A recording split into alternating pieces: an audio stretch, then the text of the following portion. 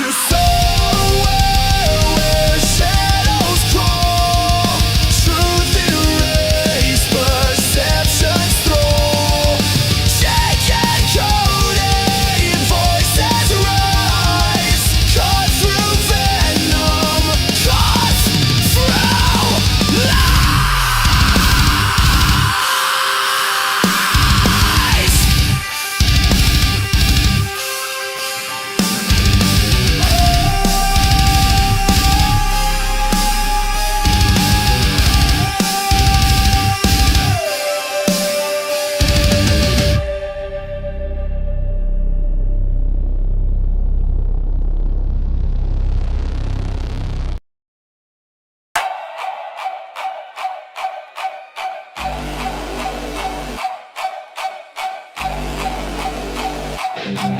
When the bell rings and the lights go low, there's a man you need to know, breaking down the ropes and shows.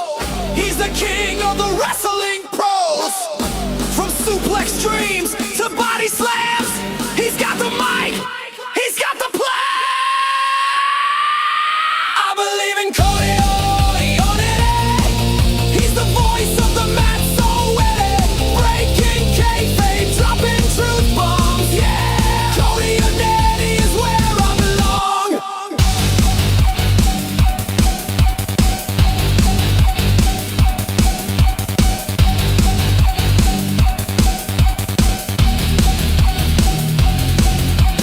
Jake's right there, the perfect pair. They're tag team champs of YouTube flair. With every botch and every pop, they've got the world inside their shop. From pile drivers to shocking turns, they've got the heat, they've got the burn. I believe in Cody Unity. With Jake beside him, it's so gritty. From media talk to rumble roars, Cody Unity, let's hear some more. I believe in Cody Unity. Breaking kayfabe, dropping truth bombs, yeah. Cody Unity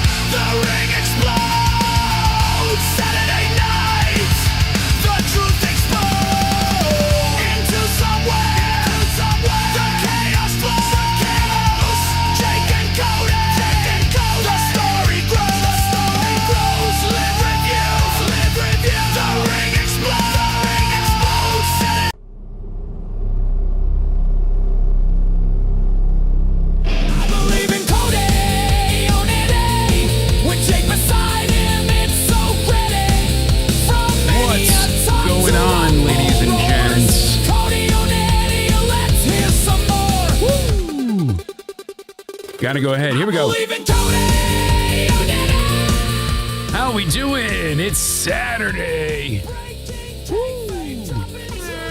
Hopefully everybody's doing well today. Happy to be here. It's Jake, a.k.a. Countdown Ended, coming to you live on a Saturday to talk about SmackDown, but I'm not alone. The man, the myth, the legend, my partner, hopping on that saddle. Get up here, boy. It's Cody Oneidi 316. Give me a hell yeah. What's going on? What a SmackDown last night. Right? You fucking missed a SmackDown of the ages? Like, I say of the ages because, you know, I believe in SmackDown has breaking kayfabe, dropping truth bombs. Yeah, Cody Oneidi is where I belong. Woo! Sorry. I had to. I lead a it's understandable. It's a really very very excited life. But, It just gets before we get into pumped. SmackDown, I wanted to hear the talk about this discussion. The talk of town theme songs. Yes. You know, Johnny Gargano got his theme song back. You know, Street Profits got their theme song back. Nakamura got their theme song back. And who were the Apparently two that were Judgment Day got complaining about wanting their original songs?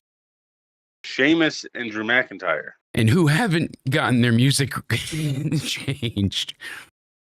Sheamus and Drew McIntyre. Hey, look But at that. Here's a right? song That's that I funny. don't want to change because we were discussing it off air. But Dominic Mysterio, who actually has one of the better theme songs, I thought so. said recently, right? He doesn't like his theme song, and then he came out with this new song. What did you think of it? I did not care for it. Milo didn't either. It woke him up from a slumber. Yeah, this is Some just people not it. You know, it really. feel like not every theme song needs to be rock. Like you need that bass to it, like that the bass. metal. Like, you know all of it. Oh, I know. You need the and the brass. Where's the horn section? You know, And the ass all of it. with the tongue was. That's right. Putting that tongue down. Hey, we're starting early.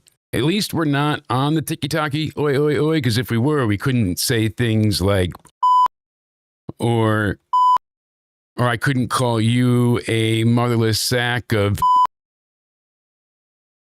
but I could ask to, you know, me in a little tuxedo. Why you gotta make it awkward? Just say What was yes, that? boss. Jesus. I'm not saying that. Wish I could fire you. Granted, we got a lot to discuss. So yeah, But- Dominic Mysterio's music. Who I'm we thought sorry. had one of the better theme songs. Yeah, and it sucked. It did, and not because it has not because people are like, oh, he's a heel, so you don't like it. No, this has no attachment in the sense of it doesn't feel like one, it fits his character. The song he has now can be heel or face, I feel like, but he does need a refresh if he goes face. So let's see him get something. It sounded, and this is the only way I can explain it for you. If you haven't heard it, it sounded simplistically racist. It would be like, hey, I want you to go in the studio. It's 1994, and you're going to write our Latin or Mexican stars. You're going to go write some theme songs, and this is what they would produce. Like, it just felt so generically, you know what I'm saying? Like Mexican, that it felt almost slightly racist. And I'm not virtue signaling. That's not what I'm doing here. Just it was a boring, bland song. It didn't even have like a hook that was like nothing to grab you. And what do I envision? The crowd. It's Better gonna. bass. What are they gonna? What bass is there to move them seats? Slap it to Yeah, bass. fuck off. I'm tired. All right, but I like going fishing for bass too. So. Good food. I don't know. I don't know why he thought this was a banger. Oh, the lyrics. Well, I don't speak Portuguese, Spanish, Iranian, or anything else that follows besides English, and I'm already terrible at If that. the lyrics fit him because he helped create the song, I guess the lyrics, that is true. Like, if you guys are going to respond with lyrics, yeah, you are correct. Because if he helped make the song about him, then yes, like the lyrics obviously will fit him better. Yeah. But there's more to a song than just lyrics. What was my immediate response to you? Do you happen to recall? I said Should something. I read it? No, I mean you can if you'd like, but what did I say in return for We this? need to bleep this out. You said meh. Oh, okay. Yeah. Should I say it? I mean, I don't know how many more times you Can't say this on can. air. Well, you said it twice, but I mean, I censored it, so it's okay. But go ahead. You could say it. Hold on. What did you say? I said. Maybe I think you're reading it wrong. I said blue daba dee ba da ba da ba da Oh yeah, bee you da did. ba. Yeah, Right? that's right. That song. Blew his house with a blue little window, and now it's Corvette, and everything is blue for me. Cause everyone I'm likes that blue, song. da-ba dee ba. No, I can't. I'm so stuffed up. So, granted, my voice is gone, but what we can admit, lyrics, they matter, but they don't. It's about the music. If the music is great, lyrics are just the sprinkles on top, my friend. You know why? And people that argue against me, my mother, obviously being deaf, she can feel vibrations. She has like 3% of her hearing. So when I was young, before the days of Google and search engines and whatnot, if your CD or tape cassette didn't come with the lyrics in the little booklet that it came with, then you were kind of SOL. So my mom actually used to bribe my friends and I with like, change and candy and be like, oh, listen to these songs for me and write out the lyrics. Because she would use songs in her theater that he plays. has now rocked, like how he comes out, yeah, it's a perfect fit for his personality. It fits for his presence, the aura. It's screaming his name. This one just feels bland and slightly like I said, like racist in a way, like because it's so generically boring, but it really is pushing Someone said that ethnic. the one he has before he changes it is supposed to be like a villain version of Ray's. Yeah, and it's trying to sound as ethnic and Mexican as possible, and that's what's doing it in. It's like it's too much, subtle. Less is more. I said that earlier to you guys. I mentioned it because they have, the Joe Hendry new shirt, and I love me some Hendry. I do not have some money, but this shirt, I don't know. It would have been a banger had they just. Can we play a 5-second more. clip of this new one, or the music is really hard. They bite down on music bad with the copyright. That's another thing, though. He deleted it. Even still, it's likely in the back end somewhere. So from what, besides the stands, yeah, I'd rather play find 5 seconds of footage of SmackDown than I would 5 seconds of a song. That's why I got into the AI music and creating my own music and singing and playing guitar, because I got hit for so many themes. The Hendry theme that I play is not the exact Hendry theme. That's a somewhat higher pitched remix that, but it sounds just right. Yes, sir. Besides the stands, do you take their opinion, or they're just gonna say everything? I listen to all opinions, so.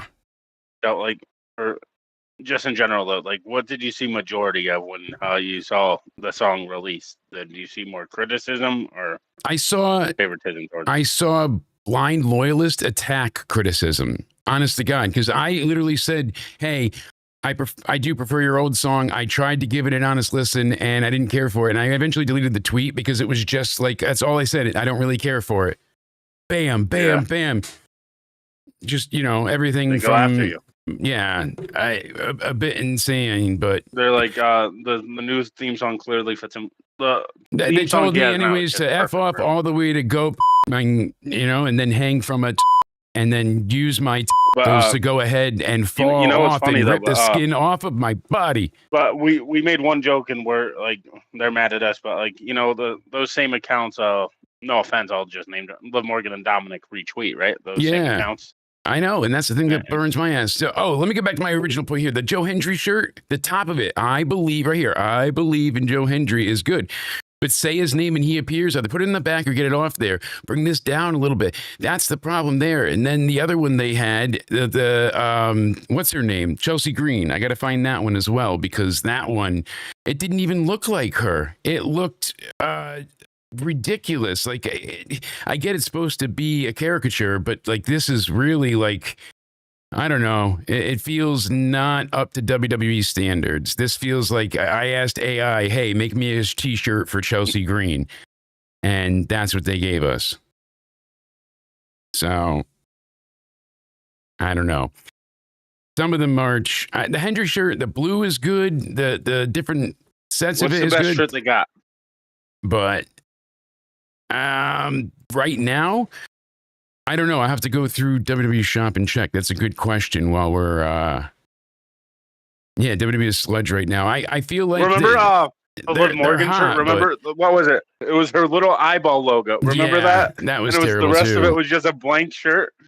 Remember, if you still have that message, if you remember that, and they were charging like $100. I know it was like a limited thing, and yeah, the Ila Dragunov. I can never say his name right. To begin with, the shirt that you got is incredibly awesome. That thing is good. It's got like the red with the dragon and all that. But okay, I'm gonna send it to you. We need to show everyone this master. Yeah, see, I saw this the other day too. A few people sent it to me. The Undertaker limited edition title for the 35 years of Undertaker.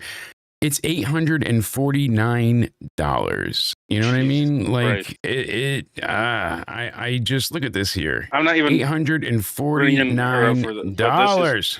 You want to talk about bad merchandise? And it's not even her fault. People tried to blame her. Like, look what you did. I'm like, she's not coming up with.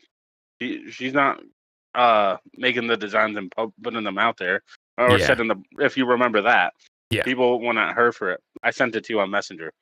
Show people this thing of beauty if we're looking up bad merch. Yeah. All right, hold on. Yeah. Here we go.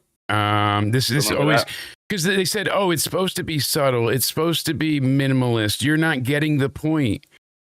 You're spending $100 for a champion logo, basically. It looks like the champion logo, and then you drip some sauce on your shirt. That's it. It's her cry about it, right? It's supposed to be, right? I think, begin with tears. Is that what that is? I thought so, but it won't let me make it bigger. Look at that. That's bigger. And we're not even trolling either. That's legit. Obviously, WWE has had its share of BS, shirts and whatnot, but some. I don't know. Some have always been worse than other. We know that. Let's go T-shirts here. We're going to look into and see what we have for. I want to know the top sellers. 72 items.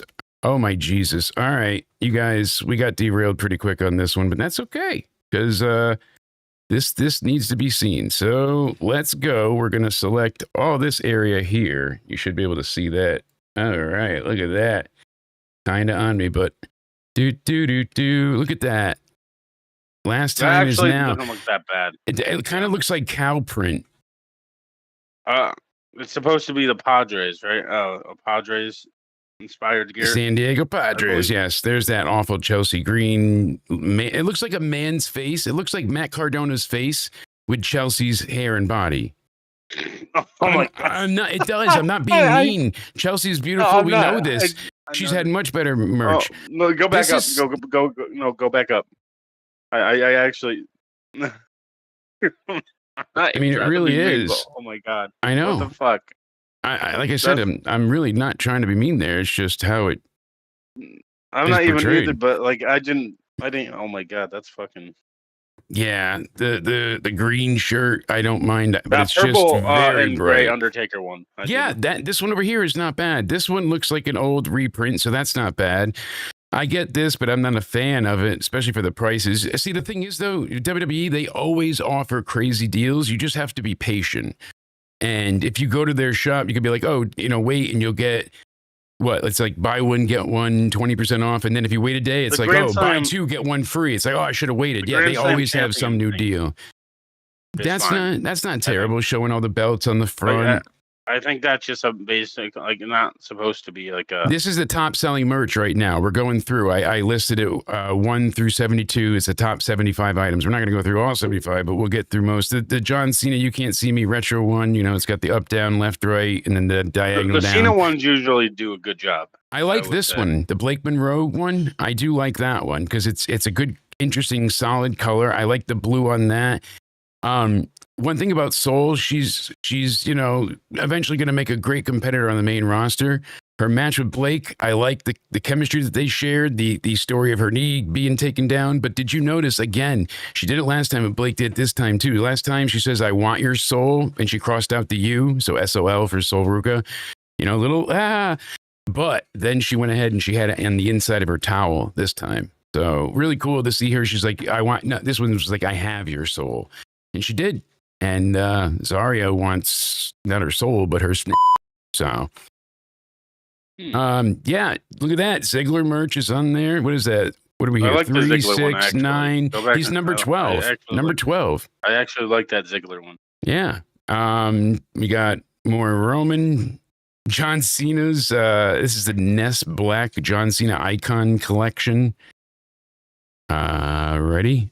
But yeah, they have the Giants, Scattleboro, and Joe Hendry. I like this one a little bit better. We believe in Joe Hendry. Say his name. I don't know. that's- I think it's too clustered. That's the honestly. thing. It looks. I like it. I would just I have. like the. It's just. I believe in Joe Hendry. I don't. Yeah, right here. I would just do, even if you're going to do we, just do we believe, and on the back have this Joe Hendry box right there, Joe Hendry. You don't need to have it, you know. Best in the world classic shirt. I had that one forever ago. There's the Broski shirt. I had that one too. Top 50. I still do. That Austin Broski 316. shirt, is that one selling well? Like the Yeah, these are the top merch of the week. So, or month. It's week or Austin month. 316. That's just a classic. But this is but that's sad in a way that's still on like the top. This is the top 75 that I pulled up for t-shirts. So it's nuts that still sells as well as it does. Like, it's crazy that if you were looking through all of it, like this is the number one, and that ridiculously ugly Matt Cardona in drag shirt is $35, and it's number 3 in the bestsellers list. Like, good on her. I want to see her get money. I just hope they give her a better design. But yeah, we'll be here all day. This one's not bad with the Cody and John, you know, if you were there. But I like the look of it. But I would say only if you're there. Right here, John Cena, Cody Rhodes, WrestleMania. I didn't get that. I got the Doesn't John mention Cena one Yeet. because I actually thought that was the last time I was going to see No Cena, Fame. so I decided to get that shirt. The green Cena shirt, I think it was. Yeah. I believe in Joe Hendry, like we were talking about earlier. This one, I'm glad it's up there, but I would just get rid of say his name and he appears. Like you said, clustered again. Yeah. Even these that's an issue 4 with letters, one word. Get rid of the. That's too much. I believe in Joe Hendry. Say his name and come on. It's way too much. Get rid of Those should just established be and two that just separate I shirts. believe in Joe Hendry. You could even, if you Then wanted say to, his name, small. Yeah. I would put this, I believe in Joe Hendry, minus the established part, on a smaller on the front breast, like right above where the pocket would be. And then the back, I would do it just like this, just like it is. And that's, I would leave it. I wouldn't have say his name and he appears. I like the minimalist design at times. It's not for other people, it's for me. Joe Hendry shirt. I'm gonna get like that black one. Yeah, the original. That's really nice. Yeah, the original Joe Hendry. I want to merch. get that one. Yeah, I totally agree on that. Let's see. He's got other shirts here. Okay, the Yeet shirts are like basically John Cena shirts. Like he'll have a different color each week. Yeah. Speaking, I'm supposed to be training you. You know, I'm supposed to be molding you into the greatest co-host the world has ever seen. That's the original project of Into Somewhere, right? Okay, babe. So I have a question. Shut the fuck up. I bestow a great deal of tutelage to you right now. God damn it. I don't give a shit what your question is. You're gonna learn. Are you ready for today's lesson? Yes. Are you ready, class? It's a very important lesson, and I am 110% serious. So let's go ahead and turn on the lights and talk about it. Cody, I am very comfortable to show my desktop, right?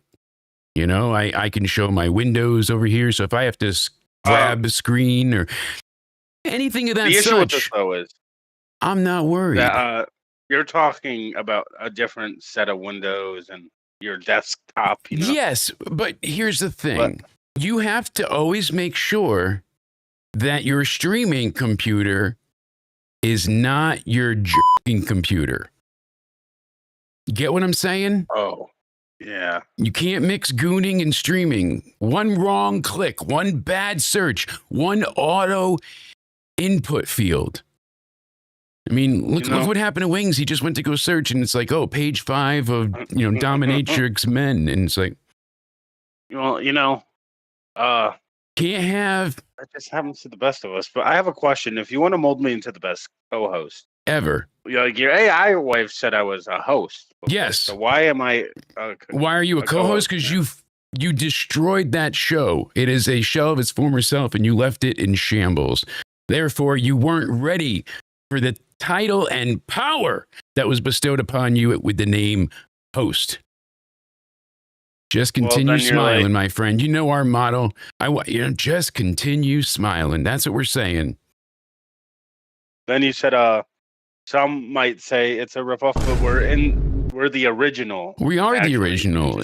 I will say this, all right? All this aside, if the Joe Hendry show, that would be a JH. If we must, we're gonna go and pull up my YouTube really quick. You ready? Oh, smart selection. We're gonna go over here, and we're gonna show you this. Right? Forget my face. We don't need to see my face. There we go.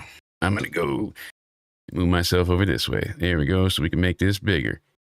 If I go into my wonderful YouTube channel here and I see oldest, right?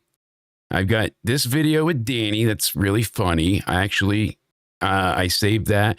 I was really sick and the nurse fucked up my port and they had to re-access it again. And it hurts, as you know. So Danny was trying to make Daddy happy and laugh. So they were putting on a puppet show and I was able to record this part of it and it always makes me laugh.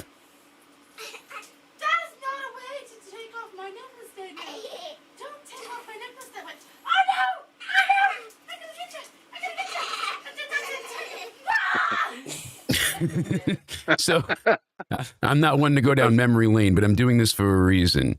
Chris Jericho returns live on Raw, 6:30 something into somewhere. I know right here. Revolution runs through the vault of glass. Extra life into somewhere. Why? This was when? October 26, 2014. Years ago. Yeah. I didn't actually start being any type of host, co-host, whatever you want to call it, until towards the end of 2015. So I had already raised money for the Children's Hospital multiple times. Wait, for you were the multiple co-host years. of the show. I was the host, though, right? Yes. No, but I had my own. I had my own streaming stuff then. We raised thousands of dollars, previous to this. That's why I have those medals from back in 2013, 12, and 11. Oh, actually, before the. No, really. I did this for years long before. Like, that's what I'm saying. That was already something because of the Randy Orton. Watch out, watch out, watch out. Out of nowhere. And I went ahead and did the into somewhere, and that was it. And it stayed. And then Fabe and I said, oh, we're the B team of out of nowhere. We're into somewhere. Yeah. Liz, I remember when you started streaming. So this I is was me there for saying that. it, not you you. were learning when you got that laptop too.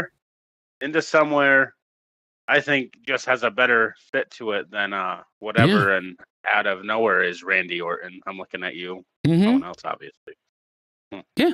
Hey, like I said, I'm giving you early advice. See, I had my messenger up.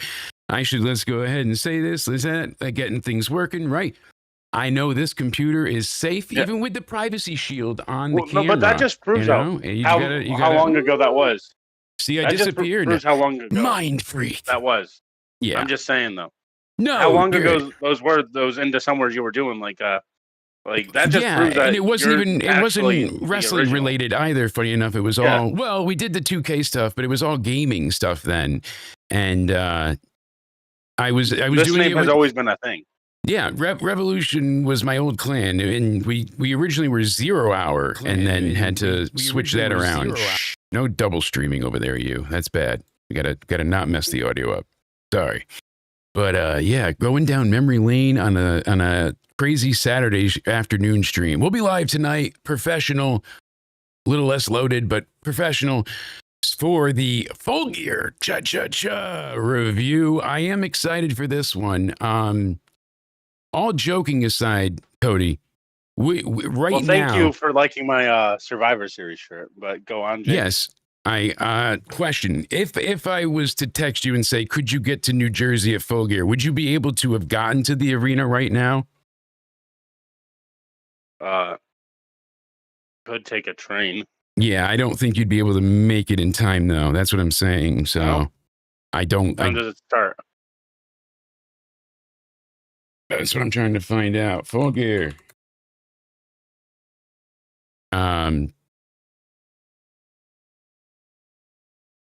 Let's see. Full Gear, it says, I believe. Yeah, because they're in Newark. I'll fix it next time. It starts at 8 p.m. Eastern. It says, well, the stuff is before. So 6 o'clock, 5:30's doors or 6:30? Well, how long would it take to get there by train? You might. I don't know. We'll have to see. I don't know. Granted. You get any comp tickets this time? Well, that's why I was trying to see if we can get you there. It's just one, but you're good at that. The comp tickets. Well, it was like come see the show, and I'm like, I still can't walk, and they're like, well, in case you can, here's the one, and I'm like, pre-shows at 6. I think again, doors are at WWE. 5:30. Yeah, for the other day, you going to MSG, all joking aside, was great. So tonight, Full Gear, we've got the world title, Hangman Adam Page, can't lose my voice, Samoa Joe in a steel cage match. Yeah, I'm looking forward to that one. Moxley, O'Reilly, no holds barred. Should be good because Moxley has been making Kyle O'Reilly look like a badass. Yeah! I always like Kyle O'Reilly. I wish he stayed in WWE, but I'm glad they're finally doing something with him because he is very versatile. He can be a big asset because he's great at storytelling and selling. He was always the pivotal one in the Undisputed Era to get the point across. Whatever it was, maybe Adam Cole was the leader and Fish was and Roderick. He was like the heart that gave it life. He was the one.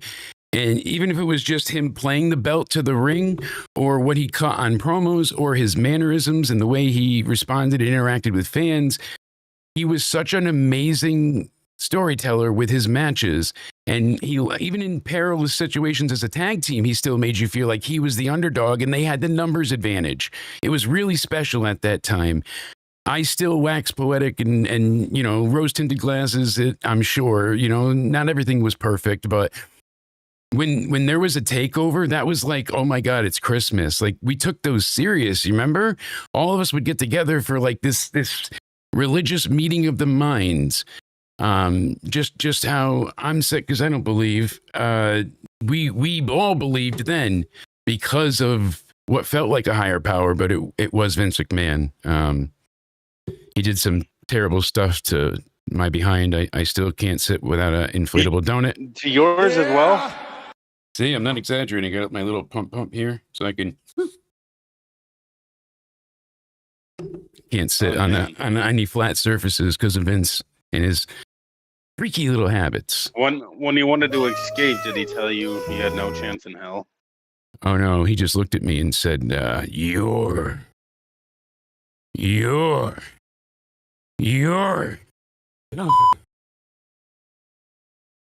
That's what he said? Yeah, and then I did, and then I woke up home naked, but I had a business card from the SVU saying if you need to report your case, and there was a case number, so I think the cops brought me home. I don't know, but regardless.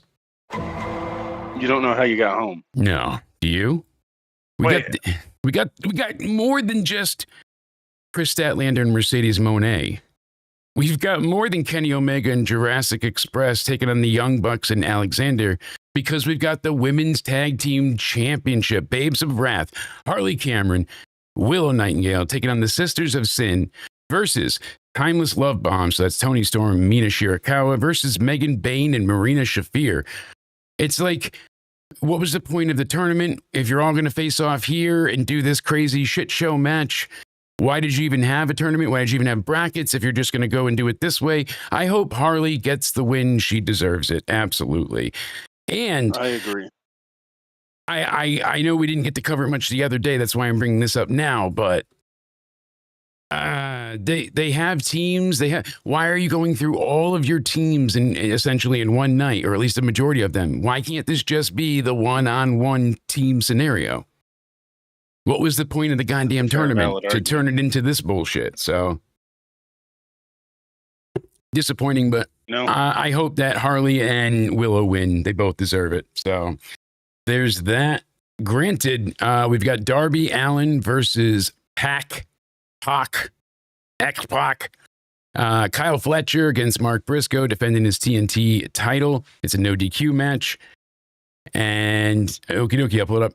National Championship, Bobby Lashley versus Shelton Benjamin versus whoever joins the Casino Battle Royal, like Kevin Knight and Speedball Mike Bailey and Ricochet and some other jobbers. Then we got the tag champs, Bro Dildo taking on FTR, Hook and Eddie taking on Henry and JD Drake, the Workhorsemen. The CMLL Trios champions, El Sky Team, taking on the Don Callis family. So Okada, Takeshita, and Hechicero. That should be actually fun to see Takeshita and Okada motherfuck each other up and down. The Acclaimed versus the Bang Bang Gang versus Big Bill, Brian Keith versus the Outrunners tag match. And then we have Boom and Doom. So that's right. Big Boom AJ. I have a question. What? So you were talking about them fucking each other up and down. Mm-hmm. Then what did you say after that for a match? The Acclaimed. You got Max Caster, Anthony Bowens taking on the Bang Bang Gang. Oh, so fucking each other up and down, the Bang Bang Gang, all goes hand in hand. It's all connected. Then we got Big Bill. Oh, and the Acclaimed scissoring. Big Bill with his big black friend. And then you got the Outrunners. Come on. Should be fucking meat-tastic. This is what it says in the actual billing. It says Big Bill and his black friend Brian Keith. I mean, then it says the Outrunners and all the meat in those assholes. Boom and Doom. AJ. Boom, boom, boom. That's right. Big Boom AJ. Yay, more of that. That was a joke that needed to be presented once and then die. Why are they still doing this? I know he can wrestle. I understand he was on the indie scene and he did, great. But if the crowd's into it, sure, because they're in Jersey. If it works, it works. But yeah, I don't know. To me, this is definitely a skip match. Them taking on Roppongi Vice or RPG Vice now. Rocky Romero and Trent Beretta bullshit. But all in all, there's quite a few matches that do sound good. Statlander and Monet. It is great.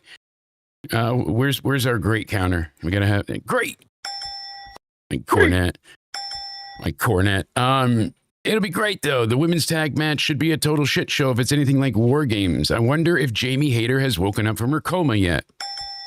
And then Hangman Samoa Joe is not going to disappoint. I'm just worried about all the fuckery involved because they're in a steel cage. That's supposed to keep people out. Sure. But it's not. Rapid fire questions, Jake. Yeah. You're going to practice a mini interview on me because we might get a interview with Tony Khan later. So I'm just really? help Look you at out with that. Yeah. So ask me like 10 random questions and I'll do my best to answer. Oh, I got to ask you 10. Yeah. All right. Does it have to be wrestling themed or? It doesn't have to. It can be anything.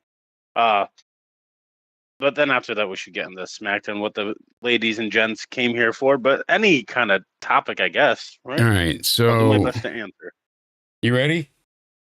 Yeah. All right. Who was the first ever, very first. And I'm going to specify this. When I say WWE champion, I don't mean when they became WWE. I mean the title itself. Who was the very first inaugural person to ever hold a WWF championship belt back then? You'll get why I am saying this. It's to prep you. It's just not something I can legally talk about right now. Gotcha. So answer the goddamn question and stop stalling. Who was the first WWE champion? Again, it's just not something I can legally talk about. See, it's not going to affect you in any way. I mean, I need you to pick one. It's fun. It's fun. Just go ahead and who was the first WWE champion? Again, I hate to do this, but it's just not something I can legally talk about right now. Okay. So it was Buddy Rogers. Just trying to bring up some funny trivia and whatnot. Because I know you have a great memory, right, Cody? So I want to go ahead. Of course. If I'm prepping for this, I know you have almost like an eidetic memory and you remember everything. So who was the first woman to compete in a men's match on pay-per-view for WWE? I'm sorry to say this, but it's just not something I can legally talk about. But okay, maybe my phrasing was bad. So in WWF, there was a intergender match on pay-per-view. Who was the first woman to be in that role? Again, I respect your question. I understand you're doing your job, but again, it's just something I can't legally talk about right now. Okay, all right. Yeah, yep. The chat is saying, yeah, DJ Enemies Ray is China. Glenn, we got this. Who holds the most world heavyweight title reigns? I like that question. I really do, Jake. Yeah. But it's just not something I can legally talk about. All right. So you said you had a big announcement, big plans. You said like huge announcement. You're going to come on air and just blow us away. So you got the floor, Cody. What's your big announcement? Oh yeah, the big announcement. Yeah. Unfortunately, I know I said I was going to announce this on air. Yeah. But right now, it's just not something I can legally talk about. So there's no surprise? Again, I wish I could, but it's just not something I can legally talk about right now. Okay, so I'm sorry, folks, that we don't have a surprise, but we tried. I do respect your job. You're a great interviewer. Thank you. I really appreciate. You're doing a great job with the training. But it's just not something I can legally talk okay, about. So I know you said you were under a time crunch with this, so let me then ask you one more. What would you like to promote on your way out? What do you want to plug? I know you said you had a lot going on with this week and all of our Thanksgiving week streams and the holiday extravaganza. Yeah, great things overall, but it's just not something I can legally talk about. Okay, yeah. I just don't think I can answer the question at this time. Yeah, no, I get that. So I thank you, Cody, for the training. Thank you very much. This was Tony Khan will be on during the full gear. Yeah. Do you think that interview will go any better than mine? It might, but everybody, thank you, Cody. Woo, that was great. Cool. It was a good interview. Yeah. Why'd you tweet out on Twitter like this was one of the worst interviews you ever did? I didn't say that. I just saw a fan say that, and I went to hit like because I thought it'd be funny to be like sarcastic, but then I hit retweet, and I was like, oh, I can't just retweet it, so I just copied it and wrote it myself. So it's like it's their thoughts, but you know, I was just trying to be edgy. So gotcha. Did you watch SmackDown? I did watch SmackDown. Okay, because here's the thing. I thought it was really good, but we got War Games. We'll talk about that next week, obviously. And this Tuesday night, it's open to the community. So far, we got a few people showing up. If you guys want to join, hit me up. We're going to be doing a collective preview / prediction show for Survivor Series. War Games. That's right. It'll be a great time Tuesday night. Then Wednesday is Into Somewhere Weekly. So it might just be myself. We'll see what's going on. The Codester should be here, but we'll figure it out. And we'll be just previewing and going through everything else throughout the week. Thanksgiving Day, sometime in the late afternoon, I will be live yet again to hang out with everybody. And I should be discussing Liz's day before AEW trip with her, as she'll also let us know the details for Collision, because they're being taped as well for the holiday time. So always great to have, a person on the inside. So I'll be there Thursday for some Thanksgiving excitement, and then Black Friday.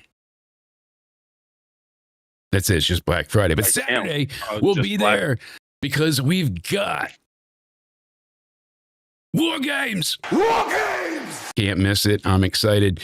So we got the War Games show coming up. Friday is SmackDown, Monday is Raw. So make sure you're subscribed. Hit the like button. All of you on Twitter and Rumble right now, go ahead get your butts over to YouTube if you can. It helps out a ton.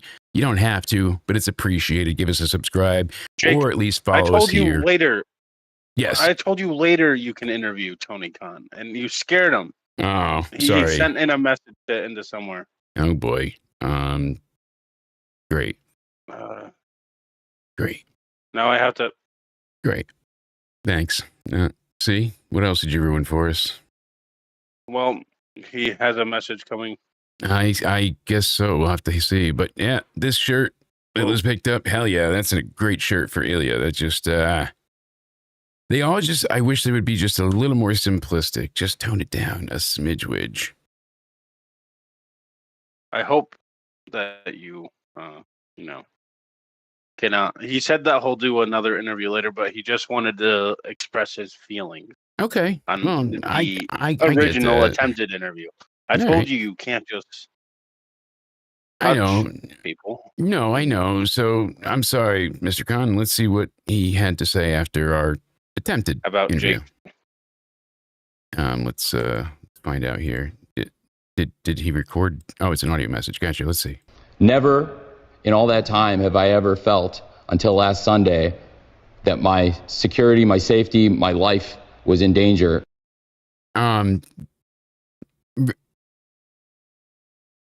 So you were supposed to bring him to the airport, right? Yeah. What happened? Well, you said you wanted to interview. Cody, eyes here. Look at me. Look at me. I know they can't see you, but I can. So eyes up.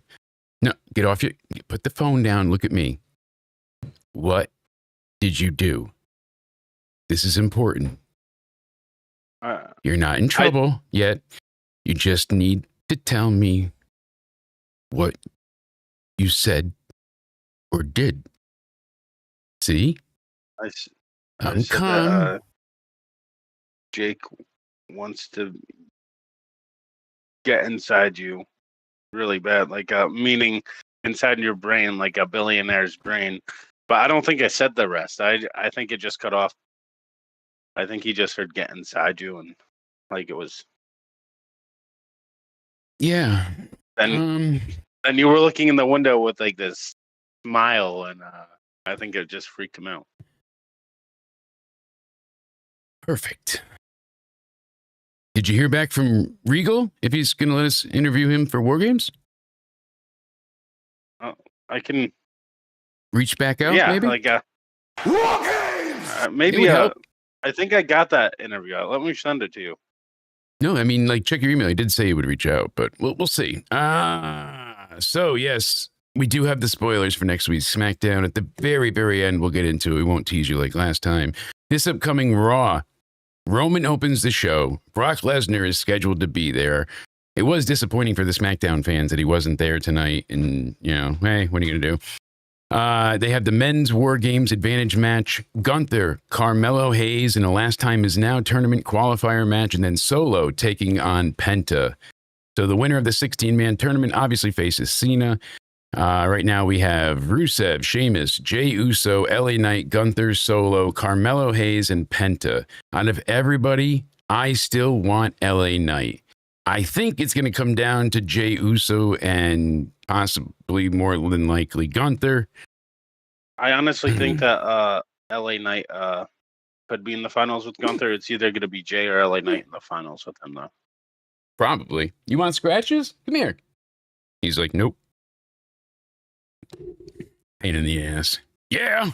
Yeah, I'm excited for that. Yeah! Yeah. Yeah! Yeah. So then what else do we have? SmackDown next Friday. Solo Sikoa, Tala Tonga, Tonga Loa, Tama Tonga, Tonga Loa, Tula Tonga, and the Tools of the Tongans. JC Mateo. Yeah, 'cause he William doesn't fit Regal in. is actually on the line now. I know you got some questions for him. Yeah, him and Team Sammy in the traditional Survivor Series match. Oh. Let's see what he's got to say here. Yeah, ask him like a bunch of questions about WWE. All right, Mr. Regal, what are you looking forward to the most Let me hear it. next week? I need to know. You just tell us, sir. We're really happy to have you here. You are a consummate professional, and The honor and pleasure is all ours. We cannot thank you enough. So what are you looking forward to the most with Survivor Series War Games? I thought we lost him for a second. So, sir, Mr. Regal, Mr. Regal, is he there, Mr. Regal? War Games! Oh, he's looking forward to War Games. Gotcha. Next question, maybe. Maybe. So, what else are you looking forward to then? War Games! Yeah, because there's two of them, right, Cody? Like they got the men's, the women's. Yeah, like I get it. So besides War Games, what else are you looking forward to? Yeah! No. LA Knight, give the phone back to Regal. Regal. What I said. War Games! No. Ask him what his favorite food is. He hung up. Oh, Jesus. Well, that was a great interview. Thank you. We do have the spoilers coming at the end, folks, but Maybe Tony Khan will have a better interview for us later. maybe. Does anybody give a shit about the Survival Series traditional match that's coming up?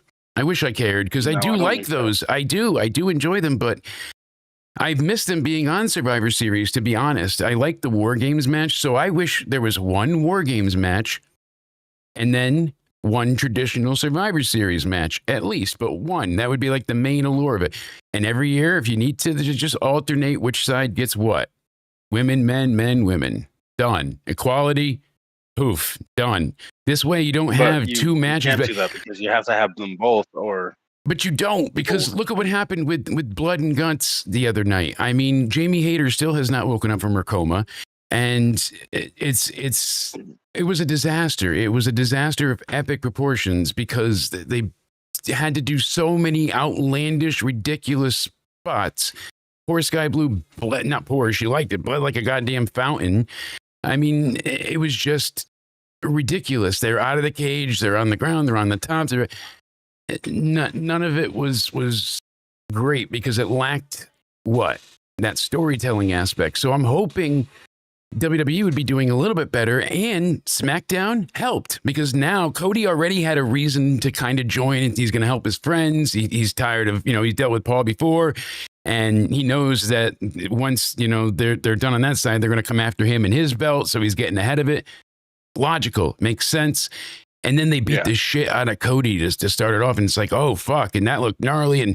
And they had, now Cody's definitely with them because they fucked up. And he's looking forward to War Games! That's right. So. Oh, he's back. Hey. Okay, one more question. Yeah. Is he back? He is. Last question. William. Yes. Mr. Regal. He can hear you. What is your favorite food of all time? Oh, his favorite food of all time. Let's see here. Sir? War Games! I figured. Well, thank you, Mr. Regal. It was a pleasure. I thought his favorite food was gonna be, but I was way off. Dynamite rating as we get into What the did you say SmackDown to review. my cat earlier? I showed you him on the phone, and then you said something mean, and then he's been singing in this depressed meowing. Can't wait for you to get a computer and we fix this delay. Kind of like that. Yeah. Granted, your cat will be fine. AEW Dynamite, they averaged 491,000 viewers, down from 600,000. So that's a big drop. They didn't have competition this week like they've had previous weeks. There's no finals, there's no World Series, there's no jack shit. The NXT show got 650, and they went up from 5-something the week before. So they go up and AEW went down. So hopefully they can go ahead and procure more viewers. But I don't know. They say all of it's on HBO Max, right? The rumored millions there. If that was the case and they knew that, they would have those numbers out and they would be screaming it from the rooftops if it was actually legitimate, I agree. Yeah. I'm telling you. This is why I don't. I know you kind of enjoyed his interview more than I did, but I think a lot of the things he just beat around the bush on, and like he gave bullshit answers on. Oh, it wasn't that I enjoyed it. I said it was his best interview to date, especially with Ariel, because he was as forthcoming as he would be, but he didn't act like ultra defensive at times. He shot a lot down, but he didn't make it Britt awkward. Baker, he was like, "What about Britt Baker? I don't know. I hope she comes back soon. Like when the right time, maybe she'll come back. Like he's not the fucking booker. Yes. What would be a better time than now to bring fucking Britt Baker back when you're fucking shitting the bed each and every week on Dynamite and your ratings are as low as possible? You're not wrong. So here's the thing with him. Now? And you've seen it from wrestlers that have been let go, wrestlers that are, re-signed and they had that time off in between. Yeah. They mentioned a few things, one of which being that Tony just ceases and ends all communication if there's a problem or he fears confrontation and fights. So that's it. Like he just ghosts you and doesn't answer. So that becomes prolonged distancing because now you're like, well, he hasn't reached out to me. And then it just keeps, in your mind, you're like, well, I'm not going to reach out to him. And he's certainly not. So it just ends up being a stalemate and no one doesn't allow, like she's not letting her ego in the way possibly. And he's just doesn't have that type of way of handling the business. I was trying to find this out as well because she was out for injury and because she had different times where she wasn't with the company. Like she was still with them actively. I think it's still going to be a bit because I think I don't know if they added time, but it looks like they did something. I mean, maybe they didn't excuse any of the time that she had. Yeah, AEW suddenly acknowledges Britt Baker months after her last appearance.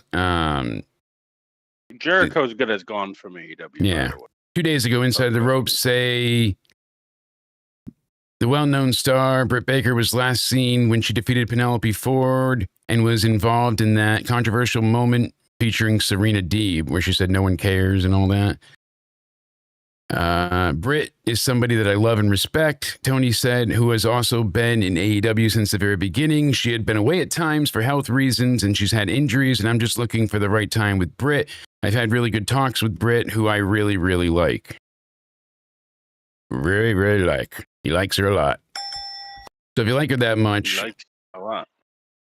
He's like, I hope I have her back soon, all of this, but we haven't heard from her. He said, I think she's a great person, in and out of the ring. She's a great wrestler. Great. But like you said, there's no substance to it. Yeah, I wasn't saying like it was the best, like I enjoyed it, but it certainly was his best interview. I don't see when her contract is expiring. And if anybody happens to see it, let us know. But yeah, those ratings are bad for AEW. I don't know how they're not sounding the alarm. I mean, when you have heavy competition and you're doing something, all right, fine. The World Series is on and they had, I get it, but this is just too much. So tonight, Collision is the kickoff. Always talks like he's not the booker, right? I know, that's the thing. He acts like, we need to have this happen. Wednesday? So it says if I thought it was on Wednesday, but people are saying I guess what the third hour was. Yeah, no, I guess it was like I'm confused because they say right here following matches are advertised for Collision's Tailgate Brawl episode, and it was supposed to be leading into the actual Full Gear show. Like this is the kickoff show. So Collision's the kickoff show. From what I'm understanding, it starts at 6, and then the pay-per-view starts at 8. But I thought like the third hour of Dynamite was Collision. I don't know. Or maybe, yeah, it says Collision is simulcast on TBS and HBO Max at 7 Eastern, 6 Central. And then the show AEW Full Gear begins at 8 Eastern, 7 Central. So it's 7. An hour before, they have this pre-show with these 4 matches on it. And that's for Collision. So it's Boom, AJ, and QT versus Trent Beretta and Rocky Romero. Yeah, see, it's the card I read before. So that this is the people there are getting Collision as a kickoff. The 2.5 hours was just an extra half an hour of Dynamite the other night. They just extended the length of it. So, hey, it works, right? Yeah, that's what you want to do then. But thank you guys again for hanging out. Let us know your ratings for SmackDowns. What did you like best? What did you like least? I'm curious. Yeah, but again about SmackDown. I think back-to-back weeks, I think we pretty much agree that SmackDown was actually better than Raw overall. Oh yeah. I don't know if you got to catch up on NXT. I know you said you've been busy, but being in the theater, so the theater gave it a really, really unique look again. I loved it when they were there not that long ago, and it's been a lot of fun to see that place be used as it is, because it's not a conventional arena, if that makes sense. Like it's weird, but it's not used for wrestling because it's an actual, like, here's the stage and then all the seats are facing the same week. And it's like, so it's a really cool thing. They gave them all towels, and that they were spinning for the golden towels for Gold Rush, and they weren't in Pittsburgh, but hey, but yeah, they were spinning, and it just gave a really awesome look. And then WWE's production, like, I pulled up the lights here before is a thing, but like the way they do stuff, I mean, I just have to give them so much credit. It looks so incredible on TV. Like, if you take a minute to actually look at what we're watching and appreciate it, how high quality and high speed, frames per second those cameras are, and all of the little things that they put into there that you don't even notice at times, with the lights, with the boards behind and around, and the graphics, and they make things move and shuffle and shake and bake and quake. And I'm trying to be as much Sean's view as I can with my rhyming. Excuse me, Sean. Like, you know what you should do? Like, Sean's you has the Boston accent, and JD from New York has like the New York. So you have to do try to mix them together. Do a New York accent with rhyming. Oh God, I'd rather try and do my Russian accent again than that. That's the gotta bring up the phlegm. The pretty little. Yeah, you get 2 hours of Dynamite and then 2 hours of Collision taped afterwards. That's gonna be a packed show. Answer me this. Riddle me this, Batman. You want to see my... I want to know. And I don't want to see it, but I want to know. What happened to Chelsea Green's celebration? They postponed it. Why? That, again? Yeah, why? Yeah, that's right. I don't know. Tell me why. I'm asking if you heard anything, because I guess now it's...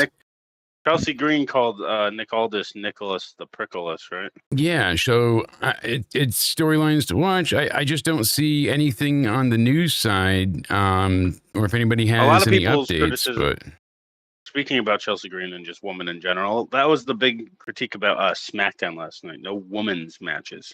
Yeah. I mean, it says heavily promoted segment rescheduled during SmackDown. Okay, this number 21st episode of SmackDown took place at the Ball Arena in Denver, Colorado. It was supposed to feature a celebration, so it did. They just included it in the taping for next week. So it's, I guess, she was told that it was rescheduled. She's simply stated that the vibe wasn't right. She didn't seem pleased about that, so she wasn't bothered. But Green still proclaimed herself as the best women's champ. So, the vibe wasn't right for that, so let's do it in the same building that the vibes weren't right in. I guess that's the plan, to do it. Do they acknowledge that they're in the same place? Are they going to say they're in Denver again, or do they pretend like it's That's a good question. I'm not sure. That's a good question. Well, I thought SmackDown they were saying it was with Raw, or was that for Christmas? I think that's for Christmas. They do that at some points, but that's a show I would want to go to, like a double Raw SmackDown taping. Yeah, I've been to one before myself, and it was for a Christmas time thing here. WWE used to come every Christmas, and they would come in February, then June, and May or June, and September. That was their time, and then that was it. Yeah, I searched Chelsea Green celebration because I know she said she wanted pyro, all that. I put it as my title originally for the review. I was like, Chelsea Green's U.S. title, and I don't know if they're just... I thought maybe they added it to the episode, but maybe they didn't, and I'm crazy. Well, that's always a factor, Yeah, I mean, I know I'm pretty crazy and nuts, but yeah, I don't see anything about Chelsea Green doing it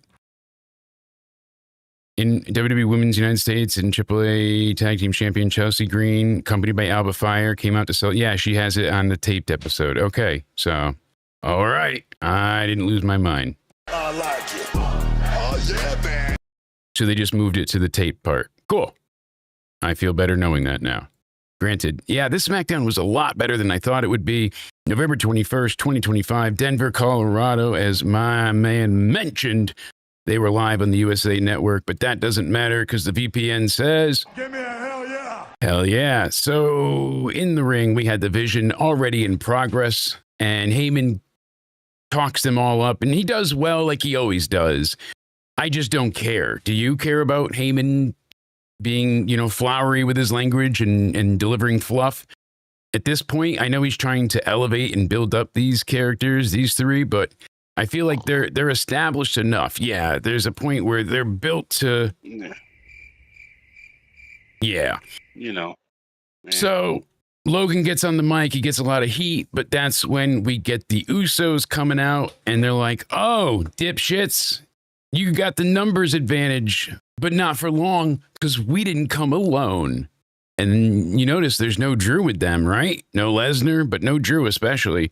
And they look back on the screen, and Cody's bus, a cameraman is running to the bus, and Drew walks out, all disheveled, trying to fix his shirt. And then they zoom in, and you see Cody. What a sell job. He's hanging upside down from the bus, like, Come on. It looked great, but it was a little silly watching him be upside down as he was battered. You know what I mean? Like, here we go. I'm Cody now. You got to save me. Granted, No. So he's hanging upside down in the bus, and it was very well set up and sold. I thought it was funny. I enjoyed that part. I told you that. So you ended up getting like mad that I went to Raw, even though you gave me the comp ticket. So then I was on this like bus that you bought me. And then you dressed up in a Drew McIntyre costume and then just beat the ever loving piss out of you, because even though I believe in Cody, I told you, don't accept free things. Nothing good comes from free. It's the work of the devil. The devil. The devil? Yeah. Speaking of the work of the devil, JD McDonough has not been given his due. I keep saying boy, because he's so young still, but he is so fucking impressive.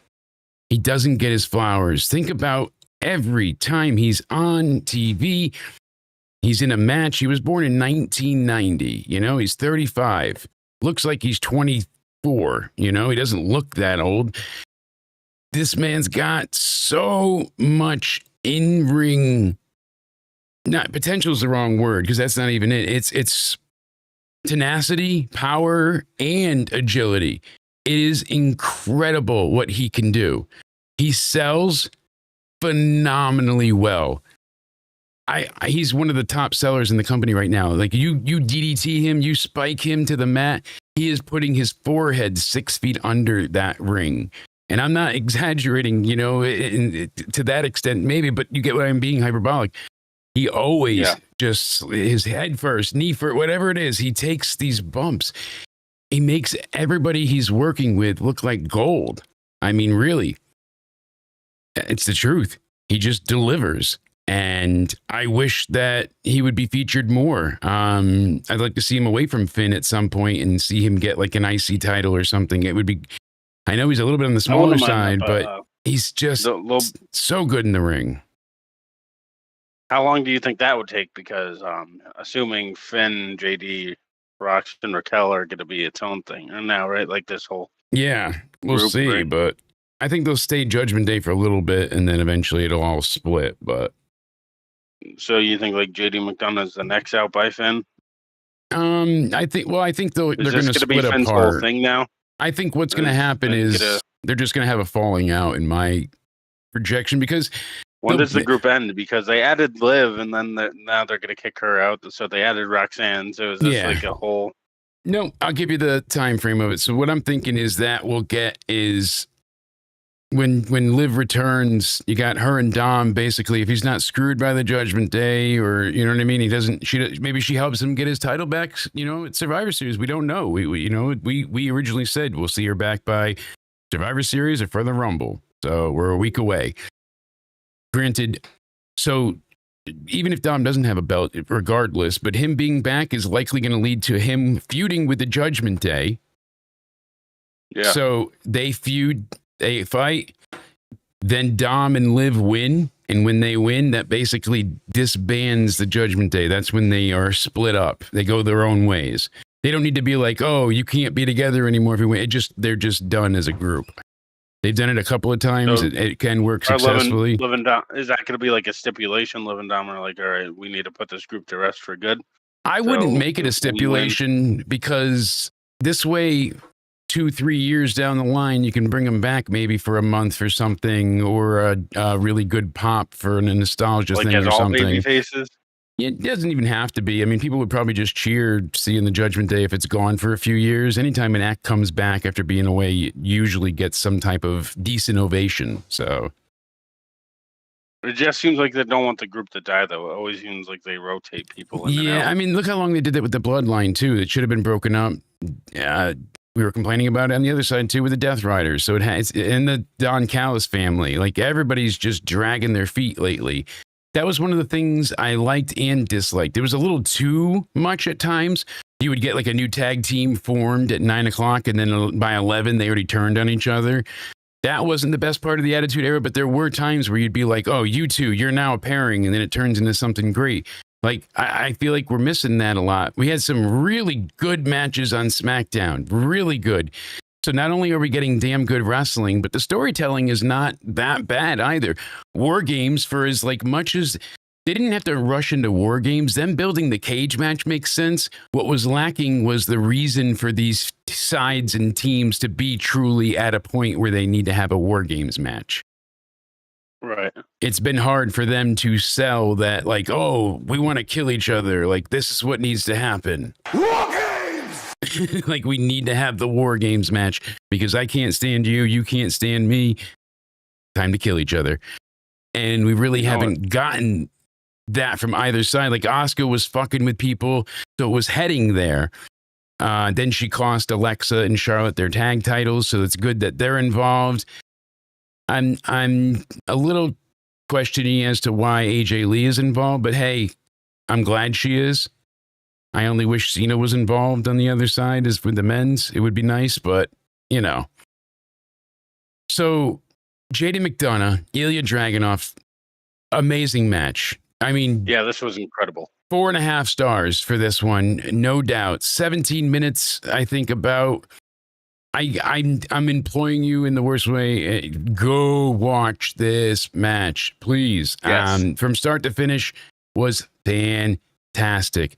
Ilya sells really well as well. That's one of the reasons I like him so much. Is that's why he's the maestro of pain, you know, and he entertains you through it. And what a painful, set of knife edge chops they threw into each other's face. Did you see that at one point? Yeah. I mean, right before the first commercial break, they're chopping each other in the face. I'm like, oh my Jesus. So a lot of strong style, but also a lot of great selling for this match. The Constantine special is great. Well, like, yeah. JD McDonough, like for example, has gotten like a better run on the main roster than you would think. Certainly. I would say, yeah. But I'm happy for him in that regard because, like, again, that he's an incredible in-ring wrestler. Yeah, So is absolutely. Dragunov, so that should be a recipe for a banger, and that it was. War Games! Damn straight. I love Ilya as champion. He's getting connected better and better with the crowd. People are enjoying him more and more and more. That's what I want to see. I just want to see him really bond with the audience because I know his ring work is great, but he speaks very eloquently on the mic and it doesn't always generate the type of reaction that maybe WWE is looking for because he doesn't have he can get that big bravado, but he usually kind of talks a little bit slower and softer and he's building to something, but He doesn't have that over voice. So I think he, for someone that is that extra and animated and all that, it's good the way they're doing it with all of the open challenges. It showcases his wrestling. I just want to see them also focus on working on his promo stuff as well. So, but great match. These guys fucking just killed each other. 100%. We got the backstage with the medics checking on Cody after the Vision attack. And basically they're saying that, Aldis told that Drew left the arena, and the only reason they're allowed in the building now is because Bronson Reed has a tournament match. So I would be like, get rid of everybody else and just Bronson Reed should go, I'd be like, Heyman, no. Braun, no. Logan, hell no. None of you's going. You hear me? And then that would be it. Get them back there. So Ilya saw Tamatonga, and then he runs into one of my Legend favorite himself. things, right? But he runs into one of my favorite things. Ciampa, a jackass. He's Your like, favorite thing? I loved this story, how inconsequential it is, but it's so much fun, and everything that's spawning from it has been Yeah. damn entertaining. So not only do we have 3 T-shirts from this, which I think are a great bit of fun parody, but it's kind of developed into his own thing as well. Like the fans are really, really attached to it now. It's resonating. You're a jackass, and it's funny. They're heels. It works. So Ilya's like, I told you he was lucky, but if you didn't have a tag match, then you could have gotten a shot. And he was like, of course, of all times. He's like, it wasn't luck, and you're a jackass. And that's when you see Ciampa's got the shirt. It says, what does it say? Don't call me a jackass. And then don't call me a jackass, and don't call my best friend a jackass, and don't call my husband's best friend a jackass, something like that. yeah, for Candace, all 3 of them, it's like, damn, that's great. What's going on, Nate? Hope you're doing well. He says, in my opinion, War Games on the main roster is getting stale in WWE, just like Blood and Guts. Even though they finally had the first women's one. Yeah. War Games! Anarchy in the Arena, Stadium Stampede. Yeah, because it happens so often. They have Stadium Stampede. Then they have the War Games, Blood and Guts over there. Then they have Anarchy in the Arena. And then so WWE used to make it. I agree with Blood and War Games. That should be a thing. Yeah, no, I agree with Like you if there's too. That's a Blood problem. with Bronson Reed, Brock Lesnar, Braun Breaker, Roman Reigns, Cody Rhodes, CM Punk all in there at the same time, then there is an issue there. And Yeah, that's then just a somebody fail. messed up bad. You're not wrong about it. Somebody fucked People up. got to be bleeding in there. Yeah, And but they don't have that's to be one like thing AEW stuck does pigs good, bleeding. though. Yeah. I think they might, like with Brock Lesnar in there, an animal like that in there. Okay, so maybe I'm not explaining my point well, because I agree with you, but maybe what I'm getting at is I'd rather them just quick gig themselves. They don't need to be open hard way. They don't need to be busted open. Okay, you know what I mean? Like, because they at points were The beating effect each other. still will be the same. Exactly, but do it Yeah. safe. If you're gonna bleed, get blood the right way that they've done it for years. Gig yourself quick. And they said that Moxley was making all the gigs, but they didn't use half of them because they were just clocking into each other. The issue with AEW though is like with their blood, they do it week by week by week by week. If Tony Khan doesn't get his blood, he's gonna be like, "Oh no, I'm gonna get a panic attack. Dad, where's my medication and my Coke? Dad, I need the blood on my TV. Dad, can I have another $1 billion to get all these contracts? Dad, I stuck the needle in my arm. Dad, I need the blood. Dad. So bad. Badly, Daddy. Badly. So War Games, that's the problem too. Like what are they going to do in either the men's or the women's that isn't different from the second match of the night? It's hard to really come up with that many spots. One thing I do love about WWE's is that they have the forfeit if you climb out or escape. Like you have to stay in there. Love that rule. I hate that they get out of the cage for the match beyond. Like that pissed me off to no end on that. So, granted, I'm hopeful WWE surprises us next week, that we get 2 really good matches. because of the people involved in it. We'll see. Yeah. I think Lash might surprise some people. She's going to be an ass whooper, and I think she's going to be pushed really heavily. Speaking about that match, I think I need to keep my daily tradition anytime we do a live stream or whatever. I need to complain about this. Lash Legend and Nia Jax make no sense being in the women's war games whatsoever. You fucked that up entirely. You just have this random tag team that came out of buttfuck nowhere just for a war games match when they had no involvement with any of these women in this fucking match. Raquel and Roxanne had a lot of involvement with everybody in this fucking match. They've been feuding with Rhea for months. They've been feuding with Alexa and Charlotte, who they lost the tag team titles to, mind you. So, why wouldn't they team with Asuka and Kyrie saying, hey, yeah, we have the same issues you do. Yeah. And think about that this. Makes sense. Becky, Asuka, Kyrie. Who are all those? Liv's enemies. And that makes it a better story for them when Liv comes back too, saying, excuse me, motherfuckers. You're teaming with all of my enemies now? You're thinking with logic, not emotion. What they're doing is a moment. They want the moments from the night. They don't care about the long-term storytelling anymore because they want to get people packed in the arena to see that moment. You know, that's their big to do. Like I just explained it perfectly and how it could affect other stories as well. That could be when Liv comes back, right? If she's coming back soon, that gives her a reason to be pissed at Raquel and Roxanne now, right? Yeah. Like you just went in and teamed with all my enemies. Yep. But what the fuck do I know, right? Exactly. Why use logic? No sense in that, my friend. Yeah, it's kind of ridiculous. So I feel you. Granted, I am surprised with how much good wrestling we got on SmackDown. Like, it's been pretty consistent, but this show was really up there. So Bronson Reed and Carmelo Hayes surprised me because we haven't gotten to see this side of Bronson Reed in a while. He's been fighting people somewhat on the bigger side, the Romans, the Codys, so he's had to sell quite a bit. As we were here, unless he got caught up by himself or Carmelo was able to do certain athletic maneuvers that obviously Reed couldn't due to his size. So, the underdog had to outmaneuver and outpace the big dog. And it was really damn entertaining. He got a great jawbreaker on Reed, which I thought actually broke his jaw. Nice suplex to follow. He's got like that high angle back suplex that he does.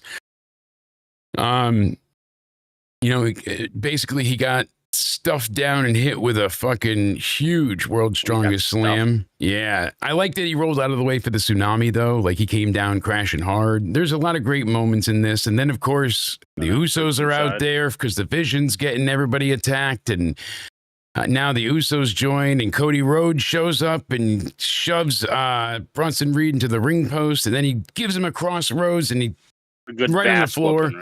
Right? And he throws Carmelo Hayes back in, and Bronson Reed can't get the 10 count. Bass. Yes. Good bass. I was talking, fuck it. Yeah. We need to make that a short later. I'm going to have to. Bass. I'm like, I realized it right away. I'm like, why the fuck did I say bass? Carmelo winning this tournament would be a fucking godsend for him. LA Knight winning this tournament would be a godsend for him. I am so happy that Bronson Reed is out of it. I thought he was going to go and face Gunther. Like I thought that's how they were going to go with it, honestly. So Cody's getting all fired up and he's like, you might be the best one, but you're not going to figure it out until you're looking up at the lights. And he said, Lesnar, you went ahead and I've beaten you twice. I'm the last one to beat you. And I did it 2 times. And he's like, you know what? Heyman, you told me that you keep building them up and I'll keep knocking them down. And that's what I'm doing. Cody, this was one of the better promos you've delivered. Goddamn, Mr. Rhodes O'Needy. Oof. I said that an O'Needy has always been better than a Steiner. Didn't I say something like that? Or what did I say? Yeah, you were just fired up. It was great. A Rhodes is always been better than a Steiner. That's fact. He went in. O'Needy. Yes. And I could say Rhodes as well because I'm Cody Rhodes. O'Needy. Right? Yeah, see?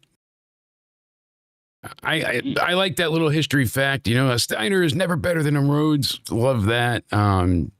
So a good match, very sports entertainment-y, but it really put over Carmelo, and glad that he won to move on in the tournament. Then we have DIY taking on Fraxium. I wish this got more time. Let me get to this real quick. Nate, Yeah. shout out to Nate in the comments. I know Nate. How are you doing, Nate? But Gunther and Carmelo Hayes, are we going to continue to see stuff if we want to go a surprise route where Carmelo Hayes pulls off another upset against Gunther now? Because we keep thinking, oh, he's going to lose. But that would be great. I would be very excited. I want Carmelo Hayes versus John Cena, actually, with the people that we got left.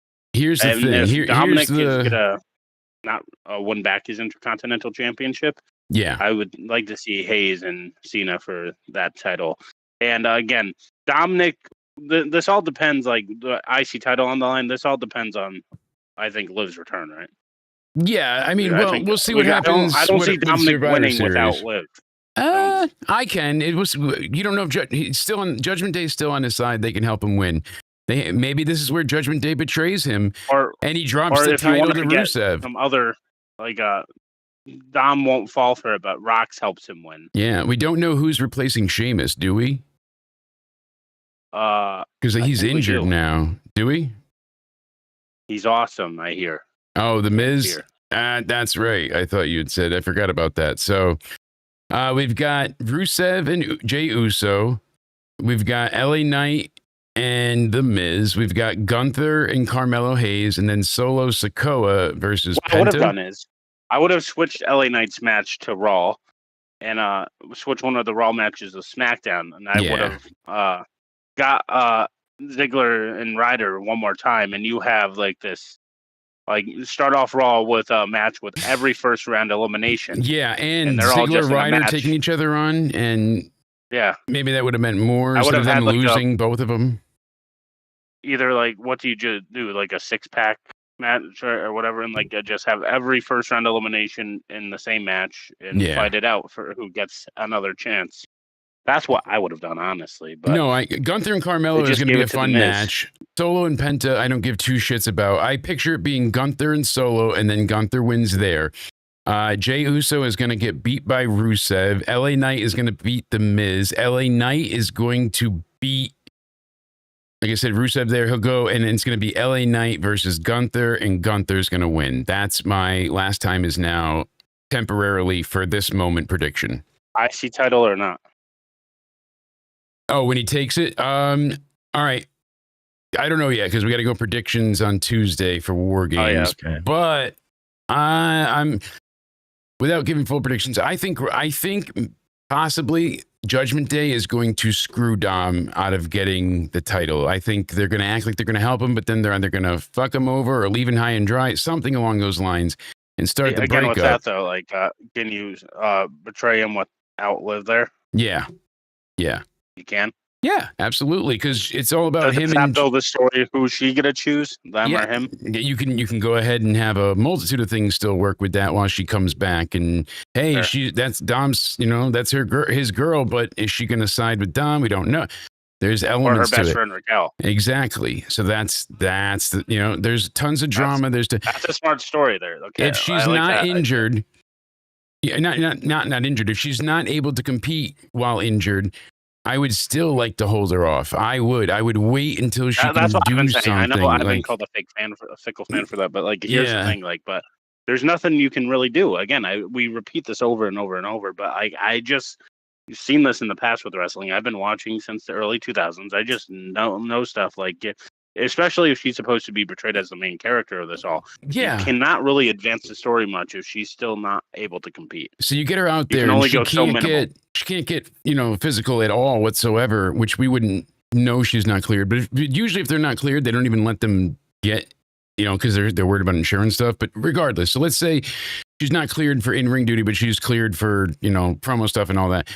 4 weeks, she's got to keep building just on the mic, and then for what? You can't have the match. So Yeah. You know, and that's why I think, like you said, there's so many different elements and ways to get to it. It's exciting. I think that they could do quite a few things with this still. So the tournament is not entirely ruined. I mean, Gunther may not win. That could be just the That's ultimate what I'm red saying. herring. It's not set. Liv Dom stands are. I would like to say I think more fan than stan.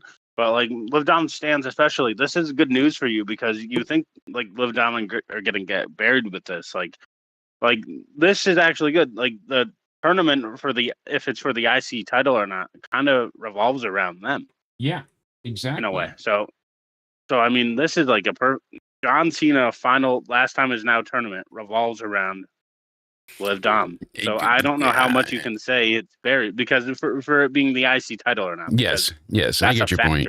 I still think that Gunther's getting that belt. At least whoever faces Cena is getting that belt. And it sucks now that Sheamus can't do it because I really was hoping they would done the Sheamus do it thing. with yeah. That Carmelo felt the Hayes is most. my next bet now. Yeah, Sheamus was the most like deserving in line behind. Yeah, so it's like you've worked so hard, you've entertained us with so many bangers over the years. This will make you a Grand Slam champion. You retire Cena, and it's on the anniversary of when you first beat Cena for the title, your very first title win. Like, holy shit, is that not? I wouldn't even say fate. It felt like Gunther's boring. I wouldn't even say Gunther's boring. People in the chat, but like I'm just saying like he has nothing else to prove with the IC title. He's the longest. Gunther IC wrestles a specific slow style. He's very methodical. He basically like swarms you, but does it in a way where he batters you down to the point where you're just out of energy. So he's a fun match. He chops the shit out of you. He gives you, like that. That's his mindset. He's going to powerbomb you and he's going to just be vicious. But sometimes you get the slow things like the choke, but when he needs to turn it up, Gunther absolutely can. So I'm not worried about that. But I just don't see the need for him to be IC champion right now. Yeah. I hope it's Dominic, but if not, I hope Carmelo Hayes wins the tournament. Yeah, I forgot to say too. Axiom got his mask stolen. Say that quick on SmackDown in the DIY match. I liked that they did that. It was pretty a cool thing to have a reason why they're getting beat. I liked it. Hey, it's just. I wish they had more time here, but I like the fact that it was him losing the mask for that to be why they lost. Him getting pinned by Johnny. Then we had, before Penta and Finn Balor, I forgot, we had Rhea Ripley respecting Charlotte. They're all in the room together and then everybody else leaves. It's just Rhea and Charlotte in some dingy warehouse office, like Breaking Bad style. And they're, I've always respected you, Rhea says. And, if someone asked me who I want to go to war with, I'd say Charlotte Flair. And Charlotte got to her feet and said yes. And Rhea told Charlotte, I can trust you. And they shook hands. So what was the big issue and things she couldn't trust? What did they go over here? Like, it was literally last Friday, I can't trust you. And then on Monday, the only difference was that her friend was being attacked. So yeah, you came out there to save him. But why does that make you feel better about being in the match? How does that make you trust them more? Because they got their ass kicked too? That's where you mentioned her history of what you've done to so that's why that I get playing it up to me. Then you can have her get in Io's head. You've seen what she's done to her former tag team partners. But they cleaned it all up. They wasted it. They wasted it entirely. There's no what if here. SmackDown segment for it. Wizard like that. Are you going to do that to Io when they gets in Io's head? So it makes tensions build all the way up. All the way up. And that, like you said, it's just, that's the disappointing part because the women's side has not been great. Alexa she didn't cut a bad promo. I feel bad too. People were calling her old. Like that was trending on Twitter. Are you fucking insane? How is she? How old even is she? What, like 34? She looks good for her age. Alexa Bliss. Yeah. How old is she? She can't be more than, let's see, wiki here. Because when she started, she was in her early 20s. She's 34. I'm 38. Like I look like can we have the shit, but same she birthday. doesn't. Oh, look at that. Yeah, the 9th. I was just gonna say. Yeah. See? Goddamn. I don't get it. And she put out a response tweet, and she she had that bikini look that people were talking about, and they on the blast.com she put out this picture the other day. Alexa did, and Alexa Bliss's bikini glow has Instagram completely turned on, it says. And I'll pull this up for you really quick. It's worth checking out for the wrestling news. Looking at the plot, sweetheart. It's about the story, babe. The story. See? Look at this. Look at the story. I love the story. No. How is she old? For the love of God. Like, people touch grass. I hate saying it like that. Like, what a bad comeback. But you get my point. Like, how trapped in your basement are you to feel like, oh, and so she's responding to critics online. And I hate that she even responded. But she said it bothered her, like, obviously, and it got under her skin. She said, you don't age, Alexa. Please ignore everyone. A lot of fans said. But she went ahead and tweeted. She said, I've seen the tweets.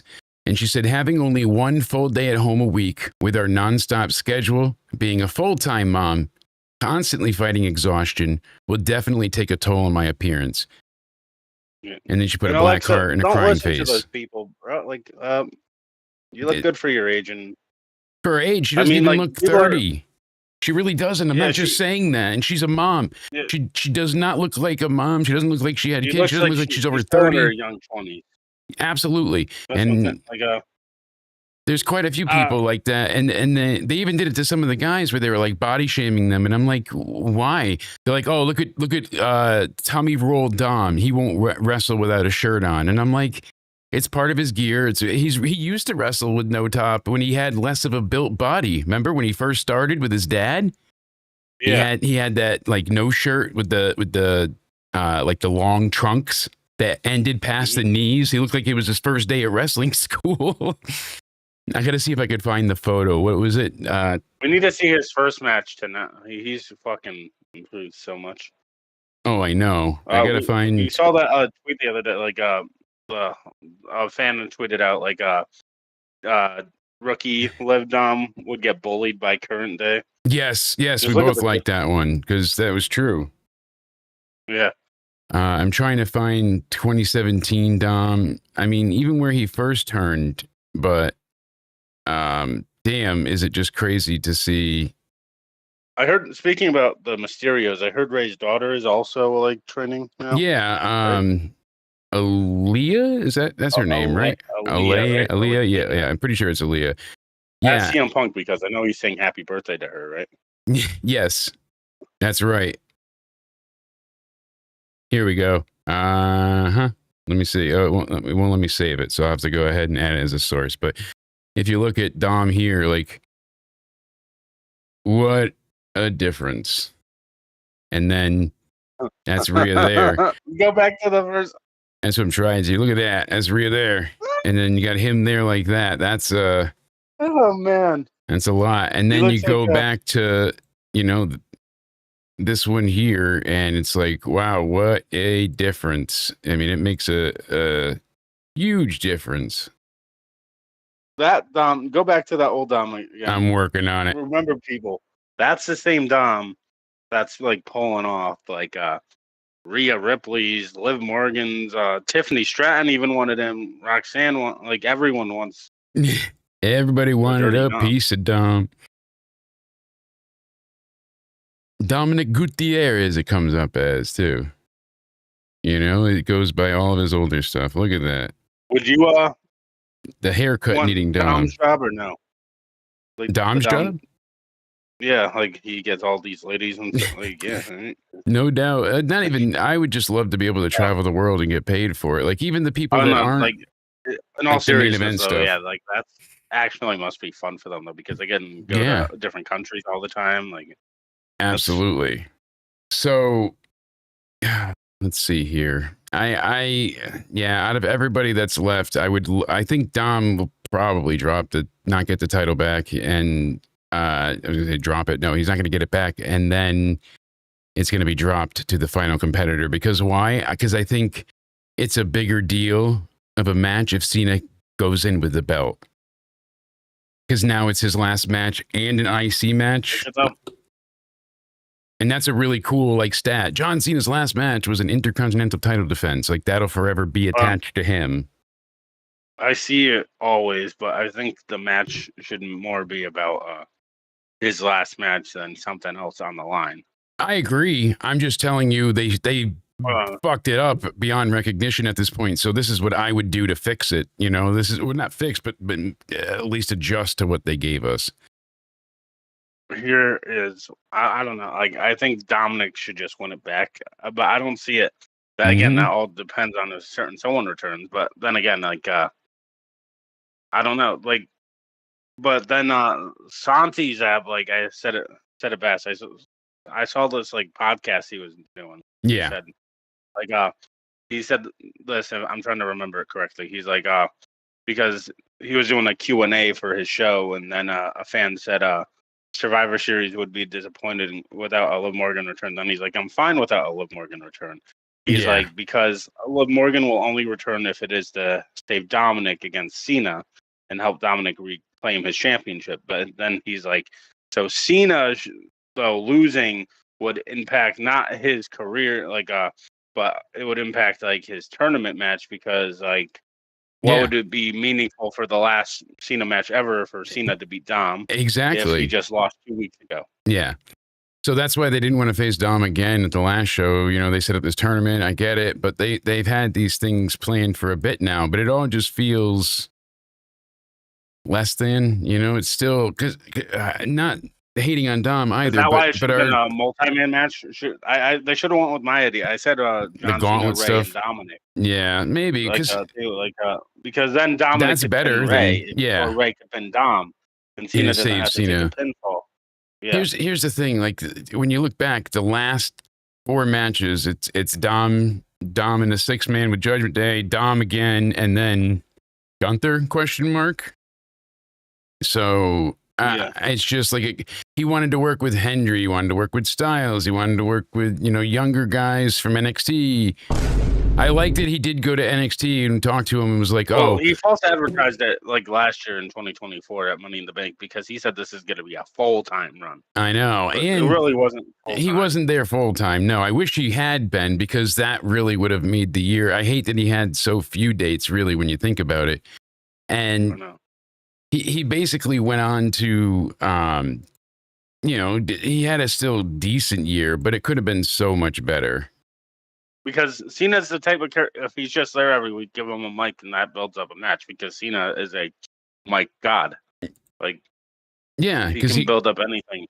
He wanted to work with all these younger guys, and what they're going to do is on Saturday night's main event, they're going to have these people from NXT have showcase matches basically in front of a newer crowd. So he's having a lot of younger talent be featured on that main event show, December 13th, emanating from DC. So yeah, it's main roster versus NXT, right?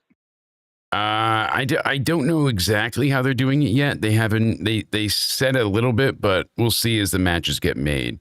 Penta and Finn, as we were discussing. NXT. Yeah. Real quick, then we can get to that match. Javon Evans, should he be on the main roster now? I think he's ready. I'd keep him a little bit more.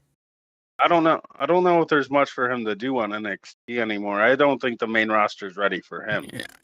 I don't think he's ready for the main roster yet. I would still like to see him get a singles title, like the North American title, something, give him a chance to be a champion. I don't think you always need that. It's not because of what you're probably thinking my reasoning is. What my reasoning is because he's still uncertain of himself for a mouthpiece. Like he get, especially the promo that he cut on TNA a few weeks back, it was very like the attempt was made. He's trying, but it was very like-ish at times. And he needs to be more like he's great in the ring. That's the wrestling is down. He's got that. There is no doubt about it. But I think he needs to have a little bit more spice on this steak and you know, slow roast it. Not even that, really. I don't think he needs it. I think he just needs a little bit more time. The title run is important because why? It puts him in front of press, media. I mean, think about everything that Ethan Page did all weekend with the North American title. He had to go to every spot as they went through New York But and do this and do that. it's That rare would to only see make a him better. 21-year-old this ready. Like that's what Yeah. I'm saying. So like you surpass those things sometimes, right? Sometimes, Because but I you don't get want him the- to go on the main roster, and now it's time to cut a promo, and the place whats him out of the building because he can't capitalize on the energy, or he doesn't have the veteran nature that would allow him to cover up for those things. Instead, I don't want to see him go up and drown because he's not prepared to fully swim. That's why Well, I think he should be on both then. If we, I think that's what they've done, the honest, soft launch, because and that's I think- great. I think he can out wrestle most of the main roster. Yeah. Oh, his wrestling is phenomenal. There's no damn doubt about it. You're onto something because those soft launches that they've been doing, they did it with Stephanie, they did it with Julia, they did over and over again. They bring up somebody from NXT each week. They have them wrestle, but they're not officially on the roster yet. They're doing double duty. I like that because he needs Like him to and learn the Dragunov ropes. could be a good match. Absolutely. But him and Dragunov could be a series, like an actual, I almost beat you. Now we got to have a stipulation. Now we go to Hell in a Cell, Dragunov. Do you think Evans. Dragunov? Do you think the Open Challenge will run its course at some point? Mm-hmm. At some Yeah. point, people will get a little bit tired I of think it. it's almost and already. It's running. getting there. I mean, people think it's kind of silly at times. Like, you had no one ready for this. So what are the guys all just standing in the back, fist fighting each other to walk out the curtain? Things like that. So the logistics of it get a little bit sloppy. But Penta and Finn in the last Time Is Now tournament was excellent. They had a damn good match. Good solid 10 minutes, and thankfully it only had the one commercial break early on. Besides that, you got most of the match aired. Penta hit a great destroyer. The only thing I will say, though, because he goes for the coup de grace, and Penta basically hits him with a pump handle, like driver slam, gets the near fall, and then Finn stands up and then just slouches forward and hunches over, slunches, and goes ahead to lean forward for the Penta destroyer there. So it was funny, like you see, one of the ones that always stood out to me was like when Adam Cole did the Panama Sunrise, you would see like Pat McAfee, like in the position, ready for the move long before he even, he's like hunched over, ready to take the destroyer. But that aside, it was a fun win. And hey, I'm glad we got Penta over Finn. I was hoping so. I predicted so, but it's good. Then... we'll see who faces LA Knight. So now he's got another mystery opponent, if it's The Miz or not, hey. And then we already talked about the women's segment, and that was it. That's how they close things out. We got what we got. Cody got attacked. He got his revenge earlier. Great show. They're gonna have the advantage, and the women did everything as we said. Asuka goes ahead and says she's got her fifth member, but first the women have theirs, and AJ Lee returns as predicted. But that was a great moment. Still, she comes out, and then how that was sold at first. She was just still doing her dance in the she Jeff Hardy'd that while she her did a teammates little were getting bit. jumped. Because she comes out and then she's like, wait, they're getting hit. And she kind of starts to run. I think she'd stalled because I don't think Becky was in the right place yet.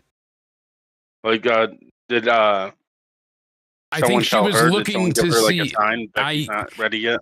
So what I don't know. I saw a fan cam on TikTok when I was scrolling through, and now I can't find it again. But granted, it showed. So here they were filming when AJ came in, but you can see one of the security guards basically like trying to get her attention by ringside. So I wonder, like, maybe Becky's not in position because she came out and then she started to move, and then she was like staring at the ring, kind of dancing a little bit, looking at what was going on. I think she might have been looking for Becky too at this time. It looked like she was looking like looking hard. So then she went ahead and started to run, and right as she got like 2 steps away from where Becky would pop out, she turns her head and looks at her, and then gets hit. Yes, But that. It was a I don't fun think it was spot. anyone's fault, just No, it's just AJ I don't tried think to she play was it off in. the best she could. Yeah, I don't think she was in place yet. So I wish we didn't always get heat. I mean, it feels like so often we're closing the show with beat down. But I get they have to have some type of magnanimous approach to storytelling here by being like, yeah, you hate these people. You want to see them kick their ass. And yes, that's true. But I would have liked to have known how did they get AJ Lee to join the match? She would just help Maxine, not any of the other ones. So yeah, I could someone see. that has nothing to do with this match. Yeah, so if Becky joined first, and then they said, "Hey, we need help. Can you join us?" Made that backwards again. Yeah, I don't know why AJ Lee was in the match, but I'm not going to complain. I'm just curious. Yeah, McIntyre as well. He was officially called on to be part of Team Vision on SmackDown, but he was suspended on SmackDown. He wasn't suspended from Raw, so logically he could be Paul there. Could have brought him there. Yeah, but instead he brought him back to SmackDown and did the same thing, and it was like, okay, no acknowledgement on that suspension. He's just been there ever since. None whatsoever. But so what's your score out of 10? That's what I want to know, I'm going to give this a 7.5. Ooh. I was at a 7 myself, so it would be like a 7.25, or we'll just go 7.5 and make it nice and easy right in between. We have our streaming schedule up there. Give a higher score. SmackDown a good score? Yes, a higher score than I did. Before we get out of here, we're going to actually really good. It was. I enjoyed it thoroughly, and I'm very happy how it turned out. So we have spoilers coming up. I'm gonna go ahead and add a source in a second. Usually I have things written and ready to go, as you know, but I forgot about the fact that it was taped. So we'll go ahead and we'll have it up here for you guys, and this way everybody will know that, hey, I'm a little slow sometimes and I forget some things, but that's okay. We got the spoiler warning, so we'll put that. Spoilers. Okay. Spoilers. So we're going to go ahead. Either or. I don't know which. You read. I don't know where you got that, but here, I'll send you. I see The Miz versus LA Knight. There you go. So, hold on here. We got. Send me yours, and I'll just so we can. Yeah, I was just looking at different stuff too. I was trying to see if I had another image. You were gonna quickly go through it. No, I got a few things to go over with it quickly. So here, I will send you that link, and you can send me yours. Oh yeah. So we had the night kickoff with the Last Time Is Now tournament. That's right. So we went ahead and had Jey Uso taking on Rusev. This is probably a more reliable source, right? Yeah. So Jey Uso taking on Rusev, and hot damn, apparently it was a good match. We got Jey Uso defeating Rusev. Yeet. Loving that. Then we go ahead and, sir, where do we head to next? There was a backstage segment, right? With Sheamus. Yeah, he was out of the tournament, so they had to talk to who? Nick Aldis. Nick Aldis was approached by The Miz, who lobbied to replace the injured Sheamus in the Last Time Is Now tournament. Aldis drew a random ball, but while he was distracted by R-Truth, Miz swapped the name inside. When Aldis opened the slip, it was revealed who it was, and that was the Miz, who acted surprised. I actually chuckled at this. This made me laugh. As silly as it is, it was just like a clean cut moment, and I was happy to just giggle for a second. Like, such a silly, simplistic thing to be like, oh, I switched him out. But we already had R-Truth's ball joke. Now we got this. It was funny. I liked that. I think it's a good way to entertain.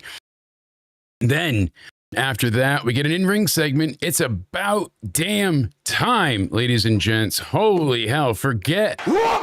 No war games, motherfuckers. We're pissed off because it's Chelsea Green's United States and AAA World Mixed Tag Team Champion celebration.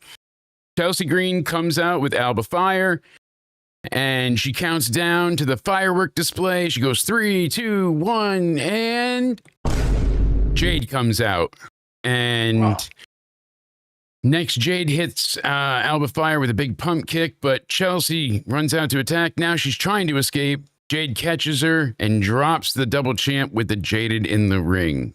I don't know if she ever got her pyro, but it doesn't seem like it. What a disappointment. You couldn't let her celebrate a little bit, let shit blow up, and come on. The fans love Sorry, her. I didn't. I thought you didn't. Oh man. Yeah, That was my fault. I know. You told me to hit the music, and it was Jade Cargo. Well, don't just tell me to do it right next time. Oh man.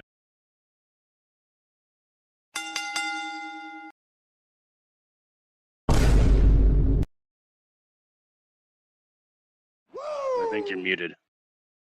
The bell rings, you hit what? Let's continue to be muted, because we You're can't not say muted. that. Listen, yeah, all right, the bell rings and you launch the pyro. Banana. God, banana indeed. Then we get LA Knight and The Miz in the Last Time Is Now tournament. And apparently this was a good match as well, but LA Knight. What? LA Knight, yeah. He defeats him. Yeah. That's right. I said LA Knight, you defeated him. Yeah. That's right. LA Knight, so happy for you. Let me talk to you. I did. I said I you thought the won. match- Yeah. Yeah. And then what do we have, sir? Yes. Oh yeah, my turn. I was fucking around with some buttons here. But we had then we had the match, right? LA Knight and Yes. Miz. Yep. LA Knight defeated The Miz with a BFT. And now he advances to the next round. I think LA Knight honestly might be going to the finals against Gunther. That's another. Could be. So what happens hope after not. that?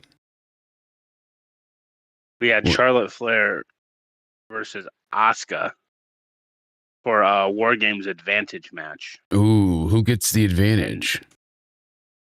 The baby faces get the advantage against the heels What? because Yeah. Charlotte Flair defeated Asuka with natural selection. Yeah. Yeah. So I'm sorry, man. that's interesting, but I usually prefer the heels getting the advantage. We'll see how it plays out. I think that's going to play out how I expect my predictions to go. So we'll get into that this upcoming Tuesday with everybody. Going to be an exciting week. Thanksgiving week, we got our stream schedule out there. Like I said, Monday Raw, Tuesday Survivor Series War Games predictions. War Games. Wednesday into Somewhere Weekly. Thursday is Thanksgiving. I will be there for my AEW review with Liz. She'll be there on Wednesday to see that in Collision. So we'll get the inside beat from her. That's right. And then Saturday, War Games. War Games. Yeah, buddy. So we had the Survivor Series elimination match.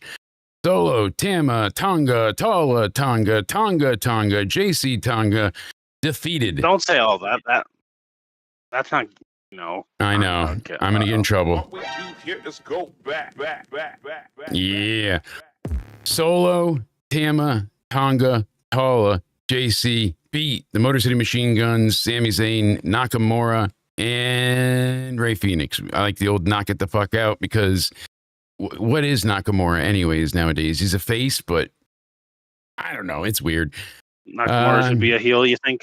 Yeah, he's better as a heel than he is a face. I mean, the crowd wants to sing along to the song. How That's did he about even it. turn face? I don't know. That's what I'm saying. They did a lot of this crap backwards and made no sense and edited and stuff on the fly. But yeah, that's SmackDown. After the match, the Wyatt Six returns because Solo Sikoa beat Team Sami Zayn. And that's when Bo Dallas, Uncle Howdy, appears and hits the sister Abigail on Solo to close the show.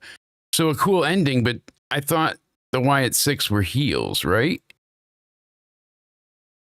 That's what I would assume. Right? Yeah, that's the confusing part. So they're attacking the heels, which they can do, but is this turning them? Is this the actual plan? I don't know. So we got SmackDown at a 7.5. We will be back tonight, folks, for the one and only AEW Full Gear review. It's going to be a blast. I hope you all can come back, join us, hang out, You have said a it's going to be blast. ass?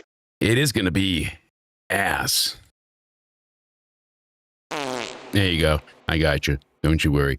Cody, in the meantime, please tell these beautiful people where they can find you.